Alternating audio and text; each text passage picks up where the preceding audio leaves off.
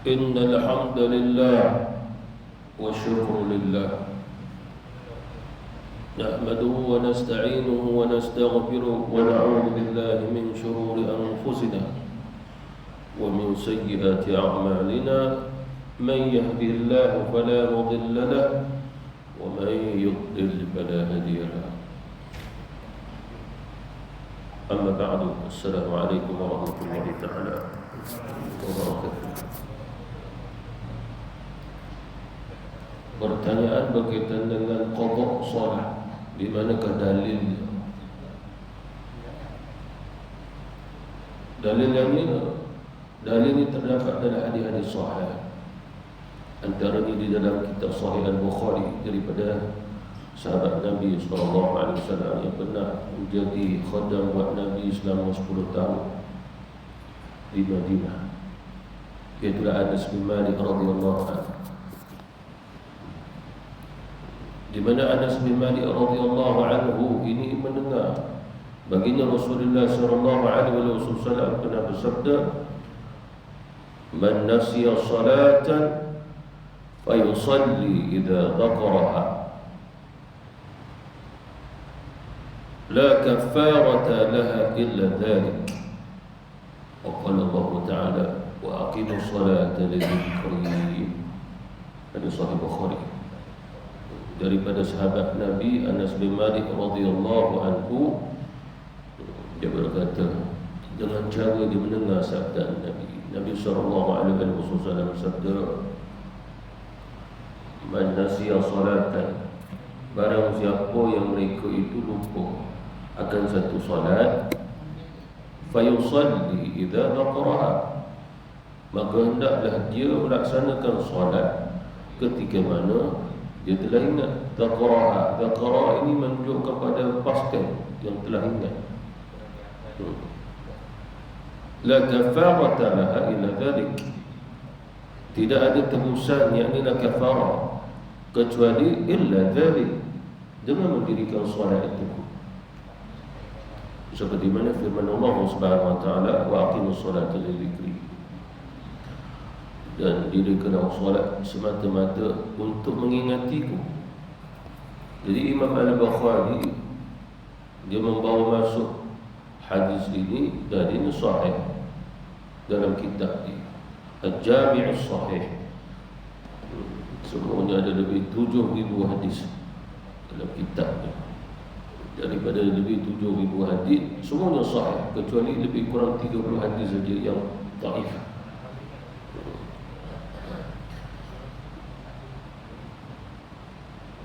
Dan bukan sekadar Imam Bukhari, tetapi ulama-ulama mujtahid kita yang empat, seperti mana Imam Abu Hanifah, seperti mana Imam Malik, seperti mana Imam Syafi'i dan juga Imam Ahmad juga meriwayatkan hadis ini. Bahkan istimewanya adalah Imam Abu Hanifah dengan Imam Malik terus belajar dengan Anas bin Malik radhiyallahu anhu. Itu keistimewaan dua orang mujtahid. Imam Syafi'i tidak sempat, Imam Ahmad tidak sempat sebab dia agak junior. Senior ni dua orang ni, Imam Abu Hanifah dan Imam Malik, dan mereka sempat bertemu. Kerana Imam Abu Hanifah setiap tahun dia buat haji, lepas tu dia ziarah ke pusara Nabi, jumpalah Imam Malik yang mengajar di Masjid Nabawi. Kemudian orang bertanya kepada Imam Malik, "Wahai Malik, apa pendapatmu tentang Abu Hanifah, ulama besar daripada Kufah?" Lalu kata Imam Malik, "Aku tidak pernah jumpa orang sealim seperti dia. Alim besar, alim kabir." Kata Imam Malik, walaupun ada pendapat yang berbeza, tetapi semua kembali pada usul Quran dan Sunnah. Begitu. Lalu Imam Abu Hanifah, Imam Malik juga meriwayatkan hadis ini. Selain daripada dia meriwayatkan hadis talabil ilmi fariidatan ala kulli muslim, terus dia dengar daripada Anas bin Malik. Dua orang ulama ni kan luar biasa tu kalau dia terus dengar. Tapi dia tak apa dapat banyak sahabat lain, yang dia dapat beberapa orang sahabat dia. Dan waktu tu pun usia mereka masih muda lagi. Anas bin Malik waktu tu pula ada di Mekah, ada di Madinah. pergi ke Kufah, Anas bin Malik dulu.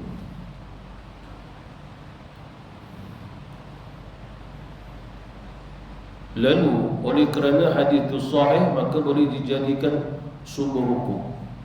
Di sudut usul fiqh, apabila hadis itu sahih, maka dia boleh dijadikan hujjah.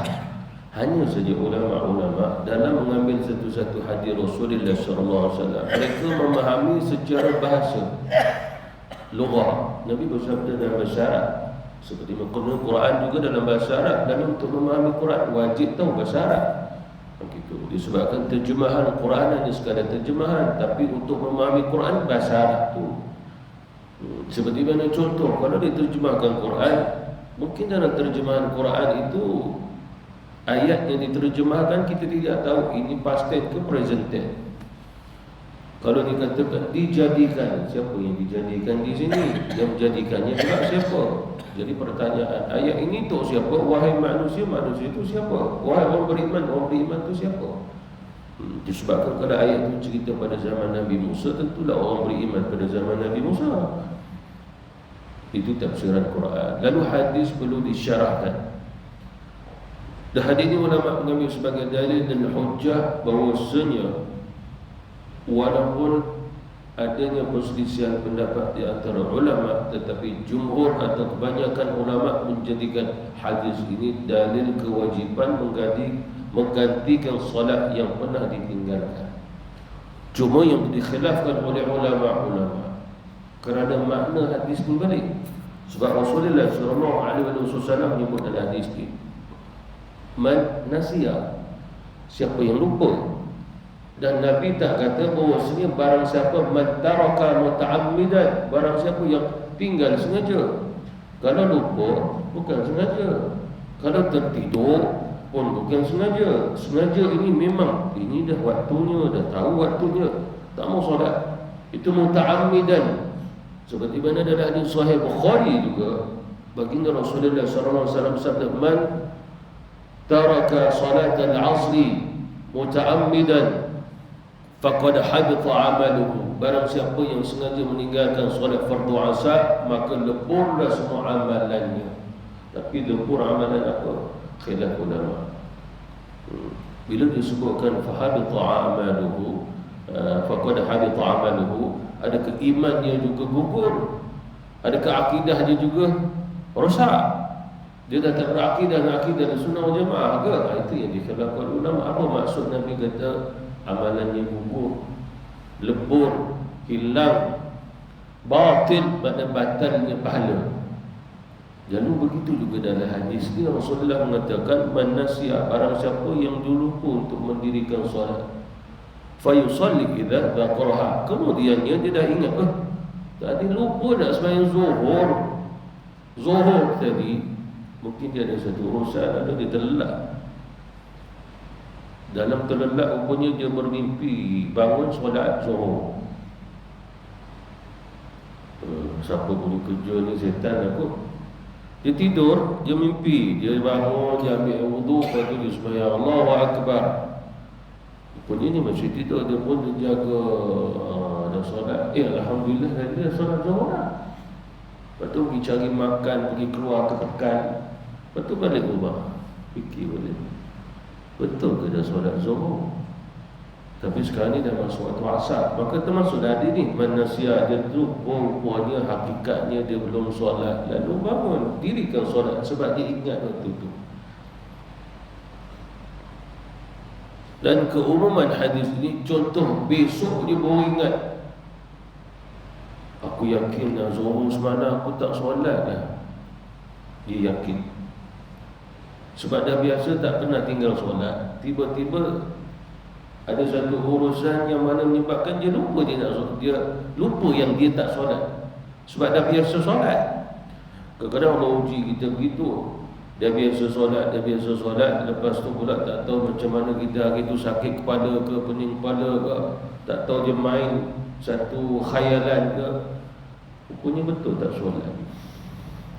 Lalu bila kita ingat, walaupun dah semalam punya cerita solat, maka hari ni baru ingat, Nabi kata fayusalli idza dzakaraha, apabila dia telah ingat, dia tak solat, maka jangan ditangguhkan lagi sebab dia dah ingat.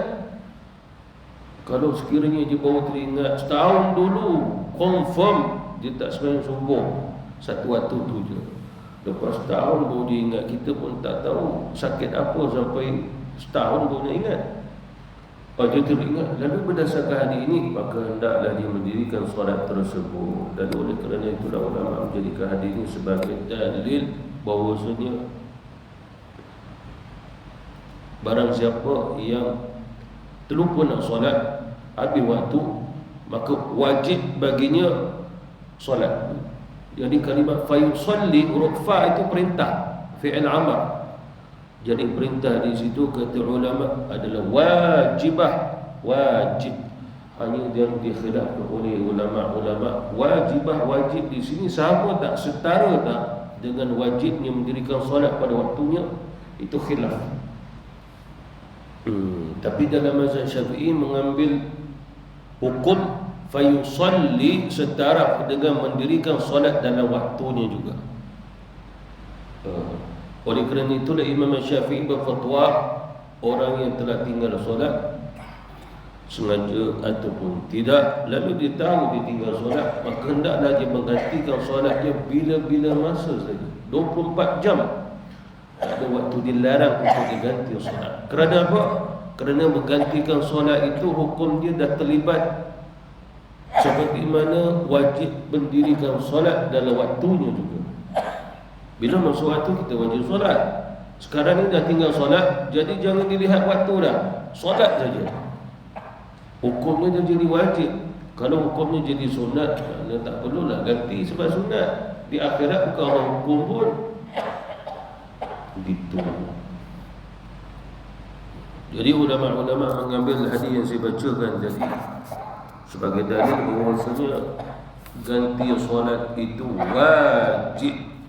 Hanya khilaf oleh ulama-ulama kita berdasarkan hadis yang saya baca tadi, man nasiya salatan. Adakah dikekalkan kefahaman berdasarkan hadis itu saja ataupun dikaitkan secara qiyas? Kalau dikaitkan dengan hadis itu dijadikan hujah, man nasiya maknanya bagi orang yang lupa je. Kalau dia sengaja tak perlulah nak ganti sebab Nabi tak kata muta'ammidan. Tapi dia adanya dosa yang lain sebab meninggalkan solat. Cuma yang dikaitkan barang siapa yang lupa, itu khilaf ulama. Sebahagian ulama lebih berpegang bahawasanya kalau sekiranya seseorang terlupa solat, dia tak wajib ganti, sunat ganti. Ikut pada hadis ni, ini khilaf oleh ulama-ulama mujtahid kita. Sebahagian ulama menyatakan dengan qiyas. Qiyas maksudnya lupa di sini dikaitkan juga dengan kalau tak lupa. Apa maksudnya? Kalau lupa pun kena ganti solat, apatah lagi kalau tak lupa dan sengaja tinggal. Begitu. Tapi apa yang saya sebut masih khilaf. Ada juga ulama menyatakan kalau sekiranya dia memang lupa, tak perlu ganti. Tapi kalau sengaja tinggal, baru dia ganti. Ambil pada hadis tadi. Ada juga ulama menyatakan barang siapa yang lupa ganti solat, barang siapa sengaja tinggal tak perlu ganti solat sebab Nabi kata ganti bagi orang yang lupa. Yang sengaja tak lupa. Ada juga pendapat begitu. Kita ni talibul ilmi, orang yang belajar ilmu. Walaupun banyak pendapat ulama, kita bukan kena ambil dan pilih satu daripada semua pendapat. Sebab kita dah berpegang mazhab Syafi'i. Fatwa Imam Syafi'i sama ada lupa, sengaja tertidur, wajib ganti solat. Wajib ganti, maksudnya di sini pelaksanaan wajib ganti solat sama seperti mana wajib mendirikan solat pada waktunya. Kata Imam Ibn Hajar Asqalani, bila seseorang tu ganti solat, maka mengembalikan, memenuhi kembali kekurangan ataupun kekosongan pada solat yang dia lupa, yang dia tak buat. Contoh, dia tertinggal solat subuh, sehari ada 5 kali, Zuhur, Asar, Maghrib, Isyak dia buat. Jadi subuh tadi dah kosong, maka dia gantilah balik, jadi 5. Tetapi dalam hal ini ulama masih khilaf. Bila dia memenuhi kembali, adakah dia akan mendapat pahala dan ganjaran seperti mana solat pada waktunya, Ulama kita khilaf. Apa maksud khilaf? Ada beberapa pendapat lah. Ada ulama menyatakan ya solatnya itu sah pada syari'iyatul Islamiyah, maknanya pada syaratnya solatnya sah, tapi berkaitan pahala terpulang atas rahmat Allah Subhanahu Wa Taala sebab dia dah tinggal solat, tak solat pada waktunya, kecuali kalau bukan sengaja. Kalau sengaja tinggal, ini dah dengar azan subuh, dia tahu waktu subuh dah masuk dah ni, sengaja dia tinggal, dia berlena balik, sengaja bangun-bangun matahari dah naik, dah habis waktu, hukumnya kan dosa besar sebab dia dah dengar azan memanggil dia untuk bangun solat subuh tu wajib. Teruskan tidur. Jadi orang ini bukan kes sebab tertidur, ini kes sengaja meninggalkannya sebab dah masuk waktu. Yang dikaitkan dengan orang yang tak sengaja adalah tak dengar langsung, dia bangun-bangun, dia ingat masih pukul 6, pukul 8 dah. Mungkin semalam dia makan ubat 40 biji itu. Ada 40 penyakit, 40 biji dah ubat tu begitu. Ada orang macam tu. Dia terpaksa makan ubat tidur, dan sekali bangun tak boleh juga. Sebab saya ada juga jemaah, dia mengadu lama bertahun-tahun sakit dia tak boleh tidur. Akhirnya doktor bagi ubat tidur. Cuma masalah bila dah makan, dia makannya pukul 12, pukul 3 baru berkesan. Ubat tu berkesan sampai 6 jam. Bangun-bangun dah pukul 9 pagi, hari-hari. Lepas tu kita nasihat jangan makan pukul 12, makanlah pukul 9. Dia kata kalau makan pukul 9 nanti tidur bangun pukul 3 pagi, jadi susah pula. Bangun je lah tahajud ke qiyamul lail. Oh tak boleh lah, nanti ngantuk besok nak pergi kerja. Oh macam tu kau mati je lah. Oh. tak mau mati. Dia 1,000 seorang dia kata. Lalu apa maksudnya di sini? Ada, tapi itu bersebab. Ada kalanya orang tak boleh ambil buat tidur, dia pun tahan buat dan nak tidur, akhirnya tidur sungguh pukul 5 pagi. Takkan boleh bangun pukul 6 pun. Akhirnya pukul berapa dia bangun? Pukul 10 hari-hari. Jadi ni kes sengaja atau tidak ni? Itulah maksudnya dalam hal ini kita tak boleh nak buat apa-apa atas rahmat Allah pada dia. Hanya biar dia jadi orang yang normal tu je. Ini orang tidak normal. Orang yang normal adalah setiap waktu solat dia tahu, lalu dia dirikan solat dengan jayanya. Bahkan boleh bangun sebelum subuh, banyak bertanggungjawab atas solat ni itu. Lalu ulama' pun masih khilaf dalam hal ini. Sebagian ulama' menyatakan semoga apabila dia menggantikan solat, pahala dia, derajatnya semua Allah bagi dia. Disebabkan ulama' berhujah dengan hadis solat berjamaah, tapi solatnya solat ganti. Seperti mana contoh pada zaman Rasulullah, kita pun dah belajar hadis tu. Pada peperangan Khandaq, Nabi meninggalkan dengan sengaja. Nabi tahu waktu zuhur, sebab disibukkan menggalinya parit itu, Khandaq itu. Ini peperangan Ahzab. Tinggal zuhur, tinggal asar, tinggal maghrib, lepas tu isya. Solat isya dulu, baru dah ganti zuhur, lepas tu gantinya asar, lepas tu waktu maghrib. Yang dia khilaf ulama, setiap waktu itu ada azan atau tidak, itu dia ulama khilaf. Ada ulama kata azan juga, ada ulama kata iqamah ni, azan yang isyak ni. Wallahu ta'ala alam. Sebab ulama dalam mazhab Syafi'i dan mazhab Hanafi pun khilaf. Ulama dalam mazhab Hanafi kata hanya iqamah, tidak ada azan. Betul. Syafi'i azan juga sebab nak berjamaah. Lalu ulama-ulama mazhab Syafi'i berfatwa semoga dengan ganti solat dengan cara berjamaah mengembalikan solat macam dia solat pada waktunya juga, pahala derajat tu. Tapi jumhur ulama lebih menyatakan, bahkan dalam ulama-ulama tasawuf dia kata hal ini kembali atas rahmat Allah sebab sengaja tinggal. Tapi yang berlaku pada zaman Rasulullah SAW itu kita tak masuk campur, cuma kita ambil pada hukum. Tentu berkaitan dengan pahala ke apa yang berlaku, Itu Allah Subhanahu Wa Taala dengan mereka yang melaksanakannya. Rasulullah dan para sahabat. Kita ambil hukumnya apa? Rasulullah solat tak? Para sahabat solat tak? Yang ini menggantikan solat tersebut secara berjamaah. Sebab tinggal solat pun berjamaah. Ya, jawapannya berlaku. Itu dalil. Dan itu juga terkandung dalam Sahih Bukhari. Itu. Jadi kembali daripada hadis tadi, man nasiya salatan fayusalli man dzakaraha. Yani apabila saja dia dah teringat, kata Rasulullah sallallahu alaihi wasallam, fayusalli idza dzakaraha, maka hendaklah diberikan solat itu ketika mana dia telah mengingatinya kembali.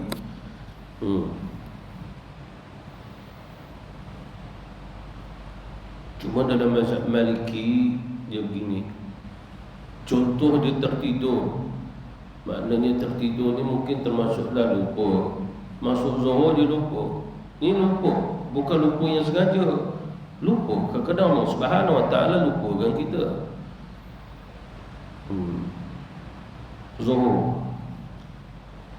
Kemudian pula masuk asar. Masuk asar dia pun solat asar. Masuk asar dia tahu dah masuk asar. Cuma baru dia teringat Zuhur tadi dia tak solat. Zuhur tadi dia tak solat. Dia baru teringat. Lalu dalam mazhab Maliki, dia tidak boleh solat asar lagi. Dia kena solat Zuhur dulu. Lepas tu solatnya Zuhur. Dia kena solat Zuhur dulu baru asar. Dalam waktu asar. Apa maksudnya? Mendahului solat Zuhur yang baru diingat tadi. Kalau sekiranya dia ingat waktu maghrib, dia kena solat Zuhur dulu baru solat maghrib. Kalau dia teringat dalam solat isyak, dia kena solat zuhur dulu baru solat isyak. Kalau sekiranya dia tinggal zuhur, besok zuhur baru dia ingat, semalam punya zuhur aku lupa nak buat dah. Dia tak boleh solat zuhur dengan zuhur, dia kena tunggu asar pula nanti. Makna dalam mazhab Hanafi, mazhab Syafi'i, mazhab Maliki dan Hanbali tak boleh solat ganti dengan waktu yang sama. Syafi'i boleh. Dan tanpa tertib. Tanpa tertib maksudnya dia boleh solat asar dulu, lepas tu solat zuhur. Dia boleh solat maghrib dulu, lepas tu solat zuhur. Solat isyak dulu, lepas tu solat zuhur. Seperti mana mazhab Maliki, kalau dia tertinggal semalam tu solat isyak, dia belum solat lagi subuh, dia tertidur ke, lalu dia kena bangun solat isyak dulu ganti, barulah solat subuh. Maliki pun mazhab mujtahid yang besar juga kan. Kerana Imam Malik berfatwa wajib kena tertib. Inna salata kanat 'alal mu'minina kitaban mawquta. Solat itu mesti tertib. Tertib maksudnya bagaimana seseorang baru melangkah ibadah solat, sedangkan solat sebelum dia boleh buat.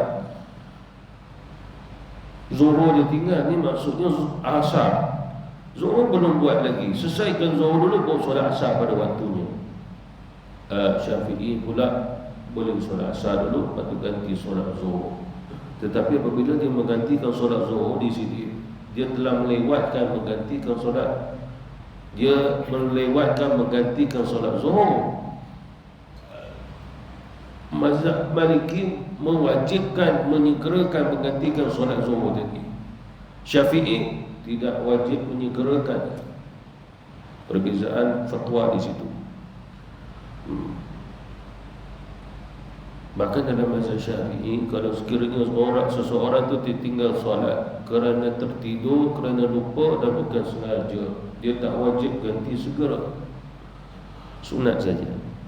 Seperti mana contoh, belum masuk zuhur dia tertidur, bangun-bangun asar, maka dia tak wajib. Sebelum zuhur dia dah tertidur, ataupun sebelum zuhur dia tidur, bangun-bangun dah asar, maka zuhur dia tak solat, maka dia bukan sengaja nak tinggal, dia tertidur. Dia tidur dan Allah tidurkan dia. Biasa bangun itu, hari itu tak bangun. Mungkin sekali setahun, 2 tahun sekali, 10 tahun mungkin sekali. Lalu dalam mazhab Syafi'i, dia tak segera untuk bangun ganti solat dia, tetapi dia boleh menggantikan setelah selesai daripada 5 kali solat sehari semalam yang hari itu. Apa maksudnya? Lepas isyak nanti malam tu dia dah boleh ganti. Mazhab Maliki tidak, dia kena segerakan solat zuhur baru dia sembahyang asar. Kaedahnya gitu.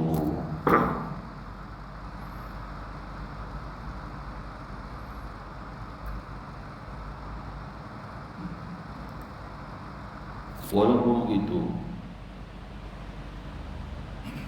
ulama kita masih khilaf pada hadis Nabi, fayusalli idza dzaqaraha. Fi'il amar tadi, perintah Nabi. Maka hendaklah dia kembali menunaikan solat setelah dia telah mengingatinya. Solat itu dia telah tinggal. Hanya ulama kita masih khilaf, perintah Nabi ni wajib ke sunat ke, ataupun mustahab, ataupun hanya digalakkan. Seperti mana contoh Rasulullah perintah kita dirikan solat pada waktu malam, solat qiyamul lail, dirikan solat witir. Cuma semua kita tahu bahawa sini perintahnya hanya sunat. Banyakkan zikrullah, akthiru zikrullah, banyakkan zikrullah, akthiru salawat, banyakkan selawat, banyakkan solat. Kita tahu bahawasanya hukumnya sunat. Lalu sebagai ulama menyatakan fayusalli, maka sebagai ulama mengatakan tidak wajib melainkan sunat. Tetapi kata ulama, pendapat yang mengatakan sunat menggantikan semula solat dhaif, lemah. Memang ada ulama yang berfatwa, tetapi antara ulama yang lain mengatakan fatwa itu agak lemah disebabkan perintah itu mesti dikembalikan pada usul. Contoh mengapa kita solat sunat itu, Allah Rasulullah perintah kita memperbanyakkan solat sunat, memperbanyakkan baca tasbih. Tapi mengapa perintah itu sunat? Sebab baca tasbih sunat, solat sunat pun sunat. Baca Quran, Nabi kata iqra'ul Quran, iqra'u Yasin, baca Yasin. Tapi kita tahu bahawasanya hukumnya sunat. Mengapa? Sebab usulnya baca Quran itu sunat. Lalu mengapa ulama-ulama kata fatwa itu lemah? Disebabkan perintah Rasulullah terikat dengan usul yang wajib. Bila terikat dengan usul yang wajib, hujah yang paling kuat adalah mewajibkannya. Maka perintah itu akan menjadi wajib kata ulama-ulama. Walaupun begitu kata ulama, tentang wajib itu adalah ijtihad ulama. Maknanya pendapat ulama. Lalu banyaklah ulama kita, sehingga ulama empat mazhab semua berhujah bahawasanya perintah menggantikan solat itu wajibah, wajib.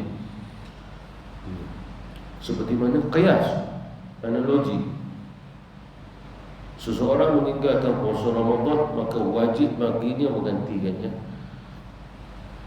Qiyas pada wanita yang uzur, dia tidak wajib menggantikan solat, tapi wajib menggantikan puasa. Qiyas.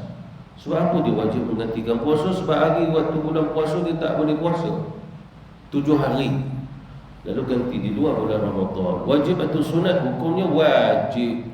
Lalu qiyas dengan solat tadi, sebab apa dia tak solat sekian-sekian, maka wajib dah ganti balik. Qiyas. Ini bukan usul. Bila dia menjadi bukan usul, itu yang menyebabkan ulama kita khilaf. Tapi kalau kembali usul dengan usul, itu yang menyebabkan kita tidak boleh ada khilaf lagi. Contohnya di Rasulullah, barang siapa meninggalkan solat fardu, sama ada sengaja ataupun tidak, maka berkewajiban baginya menggantikan kembali solatnya. Hadis itu tidak ada. Nak dikuatkan dengan ayat Quran, wahai orang beriman, apabila di antara kamu meninggalkan solatnya, sama ada sengaja ataupun tidak, maka berkewajiban baginya menggantikan semula solatnya itu. Juga tidak ada dalam Quran. Yang ada adalah waqimus solat, hafizu ala salawati was salati wusta. Jaga semua solat. Waqimus solat li dzikri, dirikanlah solat untuk mengingatiku. Tapi bukan mendirikan solat untuk kembali menggantikan solat yang telah luput. Itu yang menyebabkan kalau ditanya mengapa ulama-ulama kita khilaf dalam hal ini, khilaf ini disebabkan di sudut usul lah. Usul. mujur kita, akidah kita di sunnah wal jamaah. Kalau akidah Jabariyah, Mu'tazilah, Qadariyah, barang siapa yang meninggalkan solat sama ada sengaja ataupun tidak, maka tempatnya api neraka, walaupun tak sengaja nak tinggal. Jadi apa maksudnya di sini? Maksudnya adalah kita tidak berpegang dengan yang mereka katakan. Bahkan ada di antara pendapat di kalangan yang bermazhab Mu'tazilah, barang siapa yang meninggalkan solat walaupun tak sengaja, dia boleh dihukum dengan api neraka.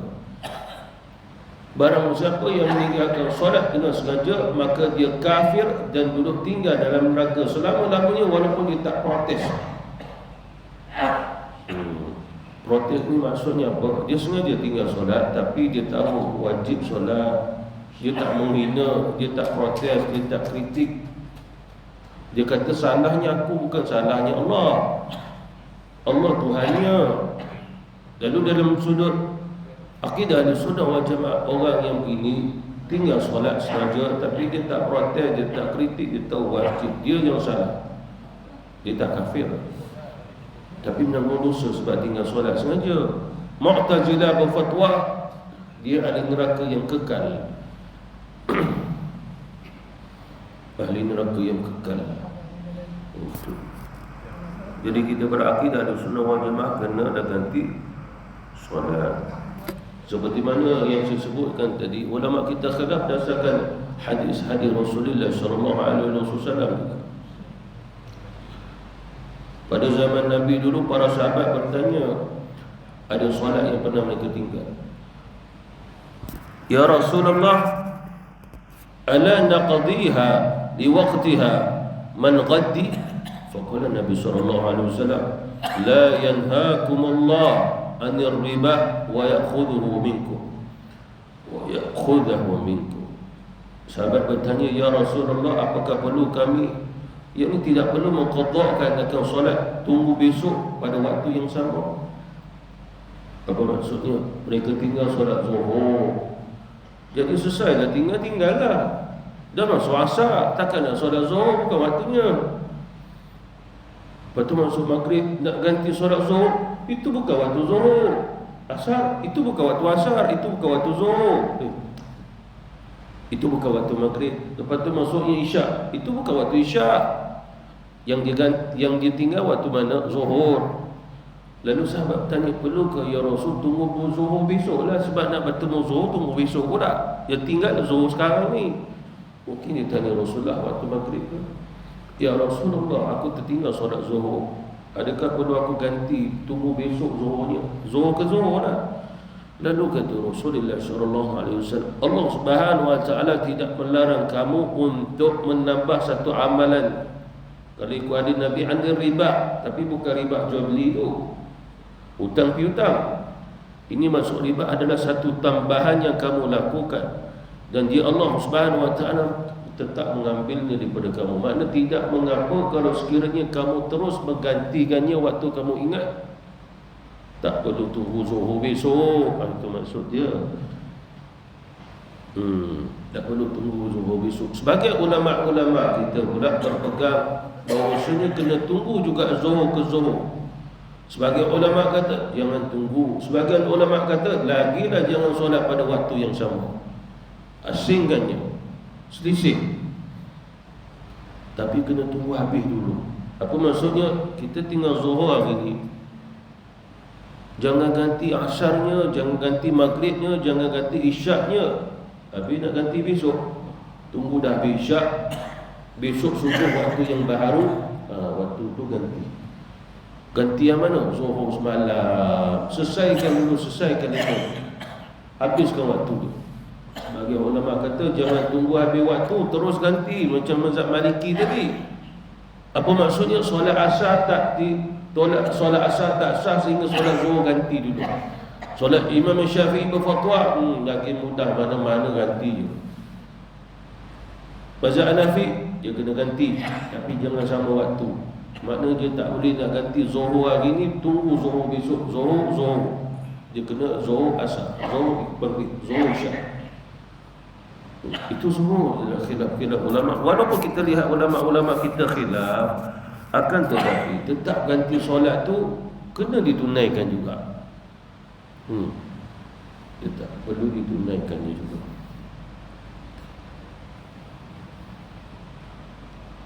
Seperti mana dalam hadis yang lain kata Rasulullah, man nasiya salatan fayusalli. Dalam Sahih Muslim pun ada. Barang siapa yang lupa, solatan ni satu solat je, bukan banyak solat, maka hendaklah dia menunaikan solat. Hanya ulama khilaf menunaikan solat ni segera ataupun tidak. Waktu tu ke? Waktu yang kedua tu ke? Makna waktu asar itu, waktu pertama contoh zuhur tadi. Jadi ulama-ulama kita khilaf dalam hal itu. Sebab apa? Satu hadis disebut fayusalli, satu hadis fayusalli. Dia ada dua maksud yang berbeza. Fayusalli menunjukkan boleh dikatakan segera buat. Fayusalliha, dia tak perlu segera. Jadi pun khilaf kat situ. Fayusalli tu makna kembali solat, tapi nak buat bila tu. Jadi kata ulama, seperti mana yang saya sebutkan pada mukadimah tadi, ada ulama-ulama kita jadikan dalil bahawasanya kalau orang itu tinggal solat dengan sengaja, maka tak perlu qada. Kalau tak perlu qada, maknanya menanggung dosa. Ya, betul. Lalu bagaimana nak menghapuskan dosa? Sebab hadis Rasulullah kata kafarahnya kena dirikan solat tu. Lalu kata ulama, ya betul, kamu kena solat, tapi hukumnya tidak wajib. Lalu dah tinggal solat, mestilah menanggung dosa besar. Betul. Lalu bagaimana nak terhapus dia? Kaedahnya kalau kamu ambil pendapat wajib, kamu selamatlah sebab kamu dah isi balik. Tapi kalau kamu ambil pendapat yang sunat, maka kata ulama, kamu perlu menambah dengan amalan solat sunat yang lain. Ada ulama berfatwa memperbanyakkan solat sunat sehinggalah dapat menutup kembali solat fardu yang ditinggalkan. Disebabkan apa? Disebabkan solat fardu kitab mawquta tak boleh diubah. Diubah ni maksudnya apa? Meringankan hukum waktu tu. Tak boleh jadi ringan. Seperti mana contoh, kalau orang tahu bahawasanya memang solat tu kena ikut waktu, tetapi kalau orang tu ganti solat, tetap dia dapat pahala yang sama walaupun tak pakai waktu tu. Apa maksudnya? Contoh yang saya berikan tadi, mungkin dia nak sedap tidur, lalu dia pun pasang niat, nanti aku bangun pukul 9, nanti aku solat lah, ganti subuh. Dia dah tahu solat subuh dah masuk, cuma dia meniatkan nanti ganti solat subuh dia waktu pukul 9 dia bangun nanti. Mengapa? Sebab dia memahami bahawasanya solat subuh boleh juga ditunaikan secara ganti pukul 9 nanti. Nanti dapatlah pahala yang sama macam dia solat subuh pada waktunya. Kan pemikiran yang salah. Allah kata kitab mawquta, kitab makna ketetapan tu pergi pada waktunya. Dia bersengaja meninggalkan solat, makna bukan pada waktunya dah tu. Dia nak ganti solat subuh, bukan waktu subuh, tak jadi kitab mawquta. Lalu oleh kerana itulah ulama agak berkeras dalam hal ini, jangan memasang niat untuk niat menggantikan solat itu.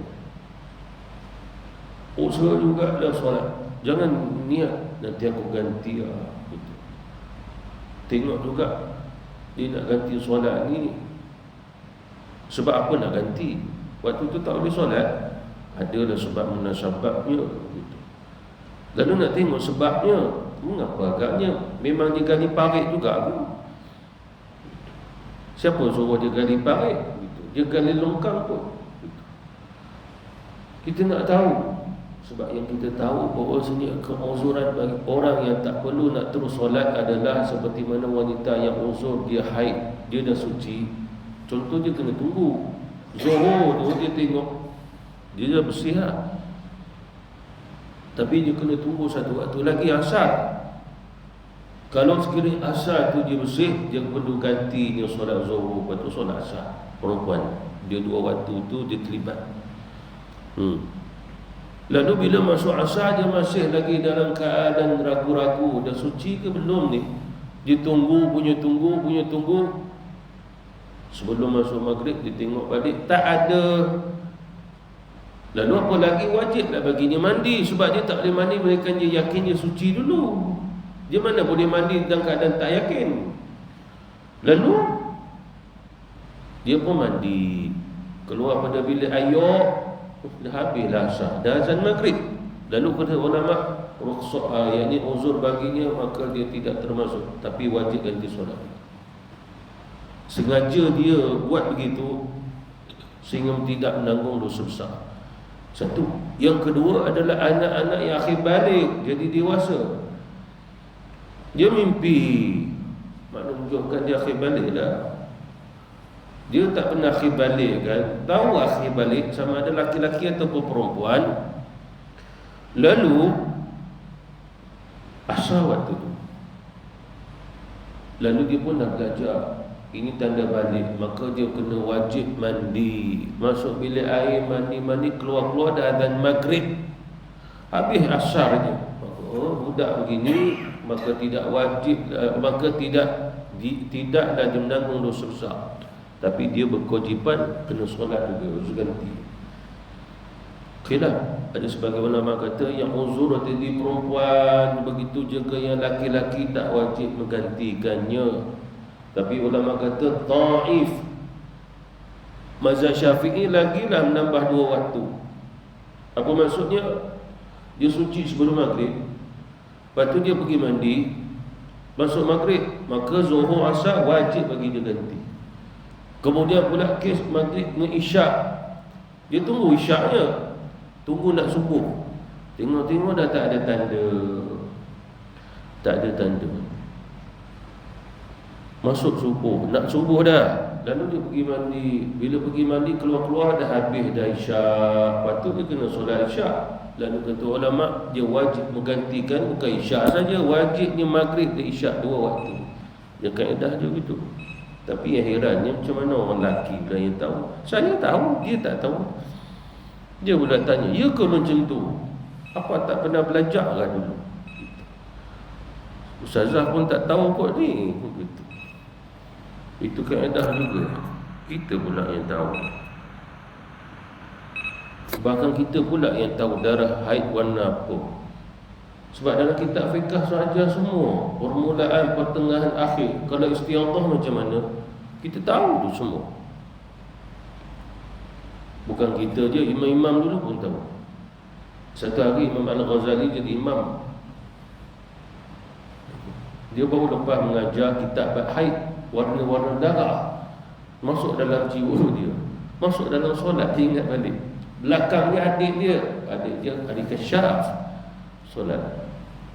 Habisnya adik dia kata, wahai Ghazali, Muhammad nama dia, aku kena ganti solat aku ni balik. Kenapa? Waktu solat aku ingat darah haid. Macam mana kau tahu ni? Waktu Imam Ghazali belum capai lagi makam kewalian, tapi dia dah ulama besar dah. Dia belum sampai pada maqam tertinggi tu. Adik dia sampai dulu maqam tu. Macam mana kau tahu? Memang aku solat tadi teringat pula warna darah haid tu. Macam kita ingat macam-macam. Macam imam pun ingat macam-macam. Je tuan-tuan tak solat balik.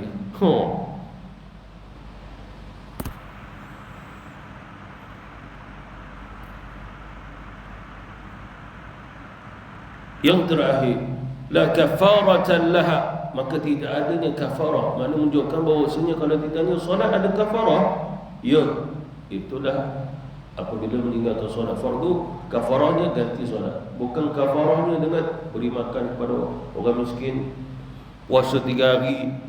Itu lagi senang bagi orang yang rajin berpuasa. Bagi orang banyak duit, tak apa, tinggal solat, nanti aku bagi dia makan orang miskin. Contoh, kalau sekiranya barang siapa meninggalkan 1 waktu solat, kafarahnya memberi makan 10 orang miskin. Seperti mana makanan yang dimakan. Dia orang banyak duit, 1 hari dia makan RM20, darablah 10 orang, 200 dia bagi. Ni duit apa cik? Duit sebab saya tinggal solat. Belanja makan. Kan senang bagi orang kaya. Apatah lagi kalau fatwa kata kafarah fidyah bagi tinggal solat RM2 je. Lagilah orang yang sederhana yang ada harta pun buat yang sama. Sebab apa? Seperti mana puasa dulu, awal-awal puasa, barang siapa tak mau puasa boleh fidyah je. Memberi makan orang yang makan. Contoh hari itu dia makan berapa ringgit? 10. Ambil 10 ringgit bagi orang miskin. Dosa tu tidak buat perbuatan gitu? Tidak berdosa. Lalu mangsuh, makna menunjukkan bahawasanya dia kena puasa juga. Dulu-dulu tolong utama puasa bayar fidyah. Lepas tu mangsuh ayat tu. Sebab apa? Kalau tak mangsuh ayat tu, kita pun boleh amal. Kita amal pula dah tua-tua ni satu hari makan RM5 je. Cari orang miskin, ambil RM5 kat kau. Sedang. Lalu kalau ditanya solat ada kafarah lagi, itulah kafarah dia. Solat ada fidyah? Tidak ada fidyah lah. Nabi sebut kafarah, maka jangan dinamai dengan fidyah pula. Kafarah ni bergantian yang menunjukkan kepada apa yang ditinggalkan. Itu nama kafarah.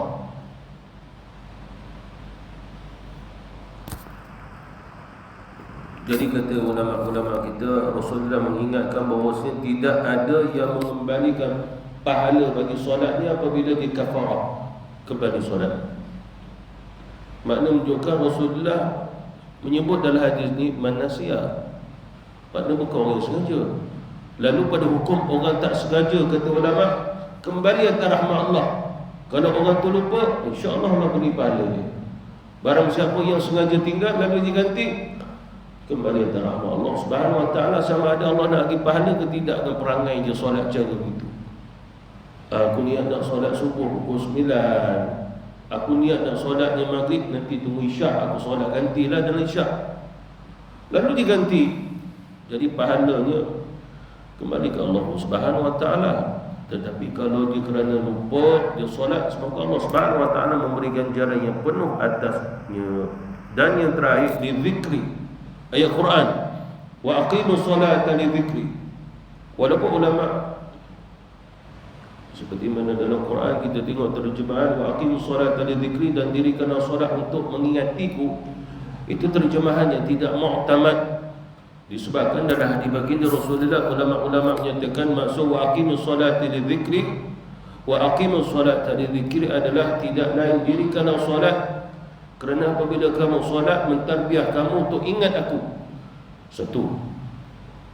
Yang kedua, kata ulama, wa aqimus solata li zikri, yakni apabila saja kamu mendirikan solat, maka aku akan mengingatimu, aku akan memujimu, memberikan ganjaran padamu, mengangkat derajatmu, memberi keampunan buatmu.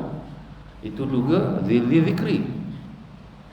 Selain daripada itu, kata ulama-ulama kita, wa aqimus solata li zikri, dan dirikanlah solat untuk mengingatiku, adalah agar aku mengingatimu wahai hambaku, seperti mana kamu mengingatkan solat dengan cara untuk mengingatiku.